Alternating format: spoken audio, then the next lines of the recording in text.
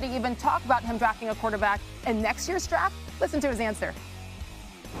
Yes. You asked me if it's crazy to bring the idea up, and I'm answering you, yes. We're playing games here, guys, but it's not the thing to be talking about at all. You know, Dak is our quarterback. Okay, well, we have heard that before. But anyway, depending on who the Cowboys would even want to draft a quarterback, chances are they would not be available with that third pick where they are currently projected. That's according to our Football Power Index. The Jets are the front runners for the number 1 overall pick. They remain winless, 0-9. Not good. But we're not talking about them. We're talking about the Cowboys right now, as Dan Orlovsky, our NFL analyst, joins me now. So, okay, again, we've heard Jerry say this a million times. He does not want to draft a quarterback. He says Dak is still his guy, but everybody has to be strategic depending on where you end up drafting. What are your thoughts with what Jerry said, what the Cowboys should do? Well, the Cowboys should pray to God that they get one of those first 2 picks in the NFL draft. 3 reasons why. First of all, if you do, it gives you contract leverage with Dak Prescott, who you say you want to pay going on 2 years now. So you don't want to franchise tag him, so it gives you leverage to work out that long-term deal. Second of all, let's say you do want to draft a quarterback. This gives you the opportunity to kind of reset the clock and take a young quarterback, either Trevor Lawrence and Justin Fields. And third of all, if you actually are going to pay Dak Prescott, this is a bad roster. So now you have kind of trade ammunition that teams are going to want to go up to that second pick, and you can kind of acquire a bunch of picks to rebuild this roster. This is a roster that needs that. It's not going to get fixed just with Dak Prescott coming back, so they should hope that they get the first or second pick next year. So what happens when you have a 2-7 record? Exactly. So a lot has to play out with that situation. We talk about the Cowboys a lot for obvious reasons, but Dan Orlovsky believes that there is one team that is not getting nearly enough love from us. And because, you know, Dan, we follow you on Twitter, and this is what you said today. Twitter. Team that needs to be talked about more nationally, Raiders. Offense that needs to be talked about more nationally, Raiders. Player that needs to be talked about more nationally, Derek Carr of the Raiders. So why are you so high on the Raiders? Well, they're so good on third downs. If you look at some of the things that become themes of what propels teams to go to be part of the playoffs, third down offense is one of them. Last year, 5 of the top 6 offensive third down units in the NFL went to the playoffs. And so this is a team that's so good using formations on third down. But the biggest thing is they got players, and Derek Carr is doing such a good job of finding the matchup and pushing the ball downfield a little bit more. Think about it, Sage, like when you're playing against good football teams with explosive offenses, if you continue to be really good on third down, those quarterbacks and those offenses stay on the sidelines. This is a team that's 5-3. They played the toughest schedule in football. They remind me so much of the Titans last year. They're very good in specific areas that win football games, mainly third down offense. Derek Carr's been great. So this is a team that is going to be very scary because of it. That's a great comparison. Titans last year, a tough, hard-nosed team, a hard out, certainly in the postseason. And right now, the Raiders will make the playoffs as a 6th seed in the AFC. Still some football left to be played, but that'd be the first time since 2016 that they're back in the postseason. So there you go. We gave them some love. Are you happy? I'm happy. I'm sure Gruden is as well. You're welcome. You're welcome. Thanks, Dan. Still to come, back to the Masters and the crash course for Bryson DeChambeau. All the protein shakes. The U.S. Open champ is ready to take on Augusta National. And Stephen A. Smith standing by live with a must-see segment. It's his special SportsCenter edition of Oh, No, You Didn't. That's ahead. Good job.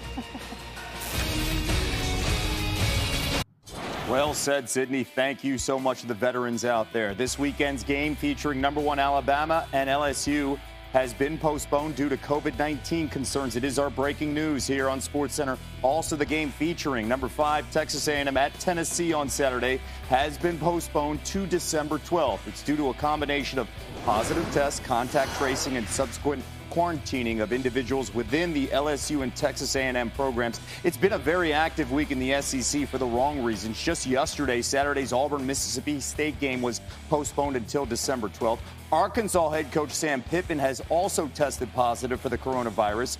He will not coach the team Saturday at #6 Florida. College Game Day's Kirk Herbstreit joining us now with much more. When you look at this news coming out of the SEC today, very little flexibility as well in the Pac-12 and the Big Ten moving forward. At what point should the playoff committee start to think about maybe pushing the schedule start back a week here in December? They probably have already considered that behind closed doors, I would think. I mean, this is a year where if there's ever a year to build contingency plan, it's this year. So I don't think that Bill Hancock has to come out and announce everything that the committee is talking about or considering. But with cancellations and games and teams we're not having a chance to see as often as we'd like, I know if I were on the committee, I would love more evidence before I have to be charged with putting teams up in a ranking. I mean, the more games, the better, right? I think that's for anybody. And the more data, the better. So I don't know if we're going to get to that point, but who knows what they're talking about, and it makes a lot of sense to me as well. Yeah, the more flexibility, like you mentioned, because, again, there is none when you look at the schedule here for the Pac-12 as well as the Big Ten moving forward. So if you don't have enough games, it's hard to judge with the eye who gets in, who doesn't in the playoff conversation. Let's go on the field here after what Notre Dame did in their comeback on Saturday night by delivering that knockout punch in double overtime to beat undefeated Clemson. How do you view this Notre Dame squad compared to Brian Kelly's teams of the past? I just feel that they look like they're sick and tired of being made fun of or being laughed at or not being considered a serious contender. And let's be honest, they have not been done well on a big stage. And so, therefore, a lot of us have talked about, this Notre Dame team, not this one, but when you see that brand, you think, man, they've gotten to the national championship against Alabama, and it didn't work out well. And they got to the semifinal against Clemson, didn't work out well. But Brian Kelly's been building this, year by year. He's been building this up to a point where they can play in these kind of games. I thought their Georgia game last year showed that they can play with these big teams. So last year they were close. This year at home, they were able to close the door, and I think they earned a lot of respect. I move them all the way up to 2 at this point, sitting right there behind Alabama. I think they deserve it. We all are anxious to see how they finish now, because now they're going to have a bullseye on their chest, and instead of having that chip on their shoulder, now they got the bullseye. Now everybody wants to not only beat Notre Dame because they're Notre Dame, now they want to beat Notre Dame because they beat Clemson. So they're going to have to deal with being hunted instead of being the hunter. I can't wait to see how they handle that. Brian Kelly is a really good coach at talking about the psychology of a football team and the ebb and flow of a season. And the things change drastically when you beat Clemson, and they'll have to deal with that challenge starting this week when they go to Chestnut Hill against BC. We're here to celebrate the state of Indiana this college football season. Notre Dame's undefeated. Purdue's undefeated. And when Indiana faces Michigan State Saturday, it'll be the first game as an AP top 10 team since 1969. And you know what? Let's bring in the Indiana alum on this show for a question. Sage, go ahead. Thank you, Kevin. This is shocking. I get to talk to Curb Street. I'm okay being obnoxious here. I'm a little obnoxious, but that's okay because this hasn't happened in, I don't know, 33, 35 years. All right, we're 7.5-point favorites at Michigan State Saturday, Kirk. And then the next Saturday, Indiana at Ohio State. That one scares me already. We'll talk about that next week. You've given head coach Tom Allen a lot of love this season. What do you think he's doing with this program that is finally working? Well, I want to ask you a quick question before I answer that. Last time Indiana had back-to-back winning seasons, do you know that answer? Back-to-back winning seasons. 1993. So 1993 and 94. Yep. Trent Green, the quarterback. They had a really good running back. No, just after. Right after Trent Green. It was John Pacey. John Pacey was the year after. So I was still there. Yes, it was right after. And guess what? We paid attention to basketball then. And so now, 30 years later. You're a football school.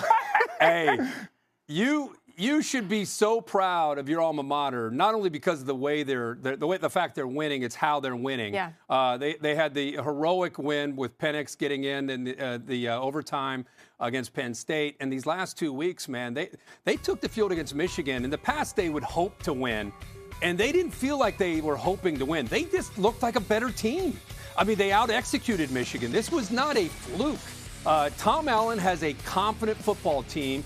And I'm just a guy, as much as we talk about who's in, who's out, I love to celebrate teams like Indiana. I love to celebrate coaches like what we're seeing at IU with Tom Allen. I just think that we get so caught up in the national championship and the playoff that we miss so many stories like this one or what's going on with BYU. That's what makes college football so great. So congratulations so far. I know you don't want to look at 3 games. They're gonna beat Michigan State, and they're gonna go to Columbus undefeated. So I'm fired up for you and for our Indiana. And real quick.